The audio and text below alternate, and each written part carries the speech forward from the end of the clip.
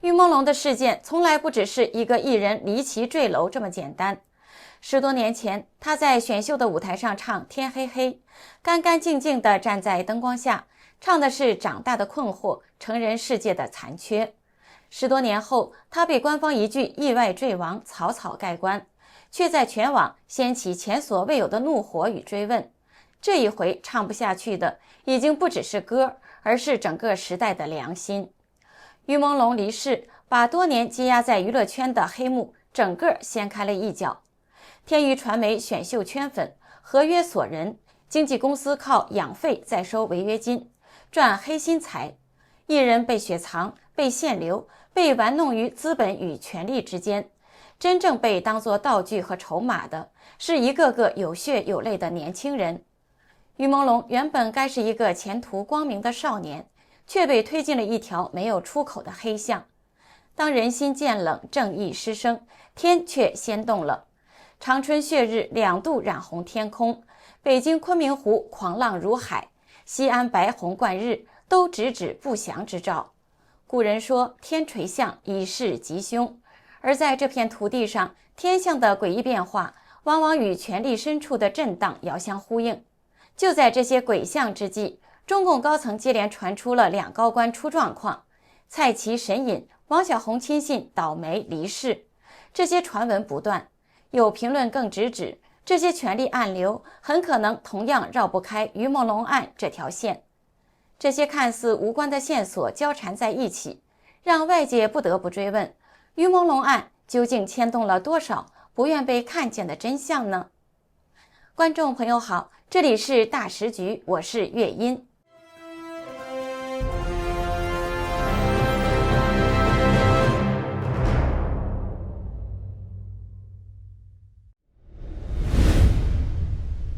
在油管的一段旧影像中，于朦胧站在舞台上，干干净净，温温柔柔，唱着孙燕姿的《天黑黑》。这段2013年的影音，在于朦胧9月11号被过世之后，突然浏览的人数暴增。网友惊觉这首歌词像预言一样，道出了他一路走来的心境，也刺中了他人生后来的遭遇。2013年，于朦胧在快乐男声全国10强战的第1场唱了《天黑黑》，唱出了大人世界的残缺和小时候被疼惜的回忆。我的小时候吵闹任性的时候，我的外婆总会唱歌哄我。夏天的午后，老老的歌安慰我。那首歌好像这样唱的：天黑黑，欲落雨，天黑黑，黑黑。离开小时候，有了自己的生活，我以为这就是我所追求的世界。然而横冲直撞，被误解，被骗。是否成人的世界背后总有残缺？我走在每天必须面对的分岔路。我怀念过去单纯美好的小幸福。爱总是让人哭，天空很大，却看不清楚，好孤独。每一句歌词如今听起来都好像在哭。那时候谁会想到，他后来面对的黑暗比天黑黑更黑。视频的底下全是心碎的留言，网友纷纷叹息，表达了对于朦胧的强烈不舍。他这么努力，这么干净，为什么要受到这种对待？他不属于这个黑暗的圈子，那些恶人一定会有报应。清清白白一个人，却被逼到这一步，心痛。这么干净的声音，不是用来哭喊求救的。在权力者眼里，人可以被塑造，被消失，但我们不会忘记。他宁可保住灵魂，也不愿被黑暗吞没。我不是他的粉丝，但我看了都哭。于朦胧不是偶像之死，而是时代的怒吼。多年来，娱乐圈黑幕、压榨、潜规则、洗钱、权力操控，这些早已不是什么秘密。可是从来没有一个年轻的艺人离去，让人民的怒火这么集中的燃烧。全球近70万人联署，是追于朦胧案件的真相，只为那一句公道。而这首《天黑黑》，于朦胧10多年前用他最干净的声音唱出的歌，如今成了天下最痛的反问：成人的世界背后真的只有残缺吗？天黑黑到底要黑到什么时候呢？接下来插入一段工商时间，我们大时局频道会及时追踪各重大新闻。如果你想翻墙观看我们的节目，我推荐一款非常好用的 VPN 神盾 VPN。我和我们团队的人觉得这是目前真正值得信赖的安全 VPN。为什么这么说呢？很多人可能都在用 VPN， 但是传统的 VPN 存在一个问题，它只用一台伺服器，资料经过加密传到 VPN 伺服器，然后由同一台伺服器发送出去。也就是说，它不但知道你的来源 IP， 也知道你连去了哪里。这意味着只要那台伺服器有风险，你的整条路径就会被看得一清二楚。而神盾 VPN 采用的是独家技术，双节点 P2P 加密架构，资料会经过2台伺服器转送。第一台只知道您的来源 IP， 第二台只知道你要连的目的地，2台之间端对端加密，任何单一节点都无法还原整条通讯路径，连神盾自己都无法追踪你在网络上的行踪。除了安全，神盾 VPN 的速度和稳定性表现也很出色。神盾 VPN 可以在全球伺服器自动切换，随时连最近最快节点，而且一个账号可用在手机、电脑、平板，可以全家分享。现在购买2年方案享65折优惠，输入我们节目专属优惠码大时局再打9折，30天内不满意全额退款，无风险试用。赶紧点击节目下方描述栏的购买链接购买。2013年，于朦胧参加快乐男声出道，并签约天娱传媒，但他签的不是合约，而是枷锁。原本以为自己从选秀少年正式踏入了星光大道，却没有想到踏上的是一条没有回头路的暗巷。其实老粉丝早就提醒过，签约天娱绝对会毁掉，签天娱的话真的很担心。天娱与电视台合办的选秀节目，外界一直有一种说法，表面上是在找明日之星，实际上是在替跨年晚会、活动演出等储备一批不要钱的便宜货。要知道，请真正的明星是要花很多钱的，而这些刚出道的新人，零成本、零话语权、零反抗能力。当时就有参赛的粉丝透露过，只要进了20强，就必须跟天娱签约，不签就淘汰。中途反悔或毁约，赔偿金高得离谱，几乎没有任何新人能够承担。用选秀招人，再用合约锁人，有梦的年轻人走进来，但很少人能够走出去。如今于朦胧的事件发生后，这些老流言又被翻出，被认为早有迹象，签约天娱就完了。而事实也证明，于朦胧进了天娱并没有受到公平的对待，他明明有人气，明明有作品，却被雪藏、被限流、被控制、被夺走了资源。他不是不红，是被压着不能红。有网友提到了一些例子，公司在2020年发出的新媒体排行，只有于朦胧的照片是黑白的，其他人都是彩色的。还有一次，在于朦胧拍完戏要切杀青蛋糕的时候，被发现蛋糕看起来像是葬礼用的花圈，而且还让于朦胧用刀来切写有自己的名字蛋糕，也被认为不吉利。这样的例子还有很多，说也说不完。于朦胧有清澈的声音、帅气的形象、善良的性格、干净的内心。一个本来前途光亮的少年，就这样被困在黑箱操作中，遭遇无尽的打压和霸凌，直到最后被消失。粉丝们忍了10年，看了10年，这次终于全面爆发了。大陆知名的主持人何炅在2019年就爆出了一个圈内黑幕，让人听完只想感叹，原来经纪公司的养成游戏玩得这么狠。他在令人心动的 offer 中分享自己跟着新人到律师事务所实习时，刚好看到一宗艺人解约纠纷的案例。听完案情，他忍不住苦笑，自己当年年轻刚出道，签5年都觉得长得离谱，现在的新人动不动就是10年起步，跟卖身契差不多。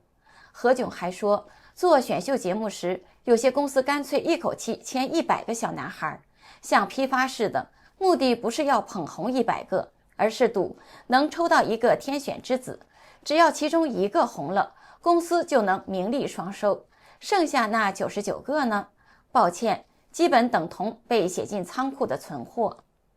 他的一句话道破了残酷的真相，只要能捧红一个，那这100个就不白签，其余99个没红的就等着被丢着号。但真正的商业逻辑更黑，这99个艺人被冷藏多年，哀到受不了，想要解约另辟新路的时候，公司的重头获利才正式开始。因为每个人开口就是至少50万的违约金。何炅说的直白，经纪公司最后赚的就是解约的钱。身为过来人的他，也不忘苦口婆心提醒新人，合约一定要看清楚，尤其是3年内要给什么资源，这类关键的条款，第1年做什么，第2年做什么，都要白纸黑字写明，免得最后被耗成了无声的背景板。北京、长春、西安近来接连冒出各种奇怪的天象，长春血日2度染天，北京昆明湖狂浪如怒海，西安白虹贯日，直指刀兵之兆，仿佛老天在不停地敲打世人。一边是天垂象，以示吉凶，一边是地上风声鹤唳，舆论翻涌。于朦胧的事件之所以能撬动民心，是因为一个明星的遭遇，突然让人看清，在这个体制下，原来普通人换谁都可能被任意摆布，对未来再无安全感。在整个社会人心思变的时刻，天象跟着变化，也就不那么奇怪了。有人说这是巧合，有人说这是暗示，还有人说这是天地同感。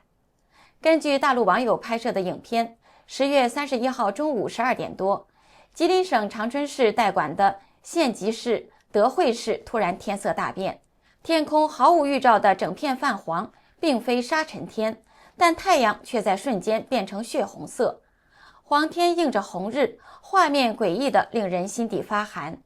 这种异象持续了3个多小时，直到下午3点后才逐渐消散。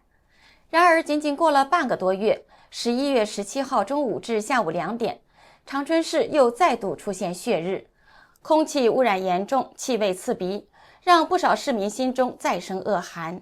这已经不是偶然，而像是天象示警。自古以来，血日都被视为是大凶之兆。古语云：月若变色，将有灾殃；日月变赤，多象征灾难与异变。唐代古籍《开元战经·摄赤经》记载：人君不学道，动害百姓，日应之而赤，指出天象赤变与君主失德、政事紊乱有关。唐代著名的预言家李淳风在《以四占》中也多次提及日赤之象，如日或黑或赤或黄，有君君破，无君丧侯亡。若人君不闻道德，其臣乱国备上，则日赤；若臣逆军法，日赤如火，其国遂矣，国亡也。意思都指向同一结论：当统治者失德，臣下叛乱，朝纲紊劣时，天象会以赤日示警，预兆政权将亡。更诡异的是，在11月17号血日出现的前后，太阳的旁边屡次出现了小太阳，有时能持续半个小时以上。这种并日景象在古代也常被视为是天下不稳、权柄分裂的象征。北京也不平静，11月16号，京城狂风大作，白天阵风高达7到8级。有影片显示，颐和园昆明湖在强风下掀起巨浪，湖面波涛汹涌，宛如大海。北京老一辈甚至流传一句话：颐和园湖水若反常，世道就要变天了。这种说法并非空穴来风。从慈禧太后1884年长居颐和园起，到2020年为止，昆明湖仅出现过3次明显的异常波动。一次是在1908年慈禧病逝前10天，一次是在1916年初袁世凯去世的前3天，第3次是在1976年的8月毛泽东去世前的半个月。如今巨浪再现，自然让不少人心生联想。而在西安，1月15号则出现罕见的白虹贯日。